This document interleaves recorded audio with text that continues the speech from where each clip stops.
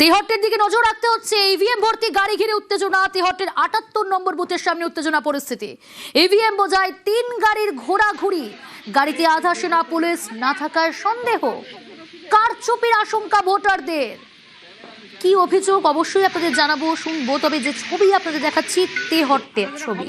তেহট্টের ৭৮ নম্বর বুথের সামনে উত্তেজনা। ইভিএম বোঝায় ৩টি গাড়ি ঘোরাঘুরি করতে দেখা যায়। গাড়িতে আধা সেনা পুলিশ না থাকার সন্দেহ হয় ভোটারদের। ভোটাররা আশঙ্কা করছে কারচুপির। সমীর রয়েছে আমার সঙ্গে। সমীর, এই ৩ গাড়িতে ইভিএম বোঝাই করা রয়েছে এবং সেই গাড়িগুলো ঘোরাঘুরি করছিল, কি জানা যাচ্ছে? তেহট্টে বিধানসভার ৭৬ নম্বর বুথের দিগলকান্দি পঞ্চায়েত এবং ওই এলাকাতেই ৩টি ইভিএম ভর্তি গাড়ি ইতস্ততভাবে ঘোরাঘুরি করছিল এবং সেই গাড়ির সাথে কিন্তু কোনো নিরাপত্তা রক্ষী ছিল না।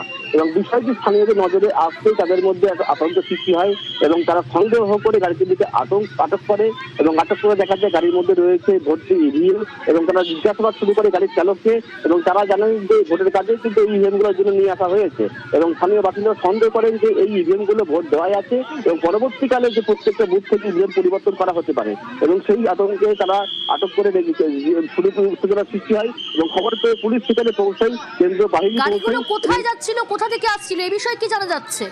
কিন্তু পরবর্তীকালে যেটা জানা গিয়েছে এই ইভিএম গুলো রিজার্ভ রাখা হয়েছিল, অর্থাৎ কোনো বুথে যদি ইভিএম খারাপ হয়ে যায় সেক্ষেত্রে এই ইভিএম গুলো যদি রেজিস্ট্রেশন করা হতো, কিন্তু যেহেতু তাদের সঙ্গে কোনো কেন্দ্রীয় বাহিনী ছিল না সেই কারণে মানুষের মধ্যে একটা সন্দেহ দানা বাঁধে এবং সেই সন্দেহের বশবর্তী হয়ে পরবর্তীকালে এই ইভিএম গুলো আটক করা হয় এবং পরে কেন্দ্রীয় বাহিনী আর পুলিশের হাতে তুলে দেওয়া হয়।